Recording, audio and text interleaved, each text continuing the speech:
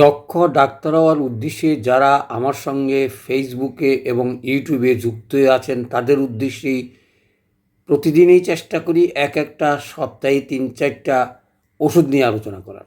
উদ্দেশ্য হচ্ছে দক্ষ ডাক্তার কীভাবে হব এবং তরুণ রোগে কি করে পলিক্র্যাস এবং অগভীর ওষুধগুলো প্রয়োগ করব এবং নাম জানব, সেই সুবাদে আজকের আলোচনা হচ্ছে ইউফ্রেসিয়া।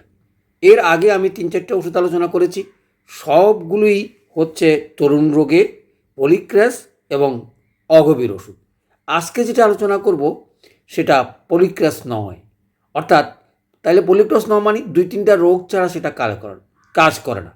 সেই সুবাদে ইউফ্রেসিয়ার কথা বলছি, সংক্ষেপে যত তাড়াতাড়ি পারি শেষ করার চেষ্টা করব, ধৈর্য সহকারে শেষ পর্যন্ত শোনার চেষ্টা করবেন।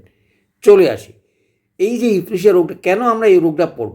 প্রথম কথা হচ্ছে, আমরা যখন চিকিৎসা করি চোখ নিয়ে যদি কোনো লোক আসে, রোগী সেটা তরুণ রোগ হোক, পুরাতন রোগ হোক অথবা জটিল কোনো চোখের রোগ হোক, আমরা প্রথমেই চিন্তা করব ইউফ্রেসিয়ার কথা। অর্থাৎ এই চোখ নিয়ে আলোচনা করতে গেলেই ইউফ্রেসিয়ার কথা আসবে। সেই ইউফ্রেসিয়ার সঙ্গে আমরা গতদিন আলোচনা করেছি ইলিয়াম শেফা। তাইলে এই যে দুইটা ওষুধের পার্থক্যটা নিশ্চয়ই সেদিন জেনেছ। আজকে নতুন তথ্য দিয়ে আলোচনা করার চেষ্টা করব। চলে আসি, যেই 3টা লক্ষণের ভিত্তিতে ইউফ্রেসিয়া প্রয়োগ করা যায়।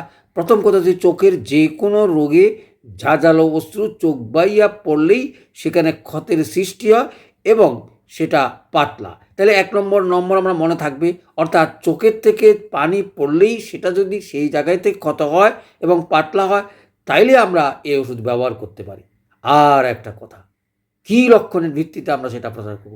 দেখো, এর আগে আমরা বলেছি অনেক ওষুধে কাজ করে, কিন্তু একটা কাশির যদি আমরা খবর লই, দেখা যাবে সব কাশি রাত্রিবেলা বাড়ে, কিন্তু দিনের বেলা একমাত্র ইউফ্রেসিয়া ওষুধ। তাহলে 2টা লক্ষণ পেয়ে গেলাম, অর্থাৎ দিনের বেলায় যদি কোনো কাশি হয়, কাশি বাড়ে অথবা রোগী কাশির অভিযোগ এসে তোমাকে বলে, তাহলে আর কোনো দিকে না তাকিয়ে আমরা ইউফ্রেসিয়া প্রয়োগ করব। তাহলে 2টা লক্ষণ হয়ে গেল। 3, অনেক সময় আমরা কোষ্টিকাম বা অন্য কিছু ব্যবহার করি, চোখের কাশির সঙ্গে সঙ্গে যদি চোখ থেকে পানি পড়ে, অর্থাৎ চোখের নিয়েই যত সব আলাপ। তাহলে এই কয়েকটা রোগ যদি থাকে, তাহলে আমরা লক্ষণ থাকে, তাহলে আমরা অনায়াসে ইউফ্রেসিয়া ব্যবহার করতে পারি।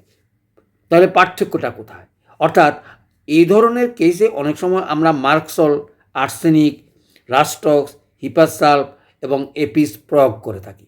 সেখান থেকে দূর হয়েছি প্রথমে এটা আমরা প্রয়োগ করব এই কারণে, যে ওষুধগুলোর কথা করলাম প্রত্যেকটাই গভীর ক্রিয়াশীল ওষুধ। যেমন মার্কসল, আর্সেনিক এবং রাস্টক্স এবং হিপাসাল, প্রত্যেকটা ওষুধের লক্ষণ আলাদা আলাদা করে বলা আছে। তাইলে আমাদের আর এই ওষুধ প্রয়োগ করতে কোনো রকম অসুবিধা হওয়ার কোনো কারণ নাই।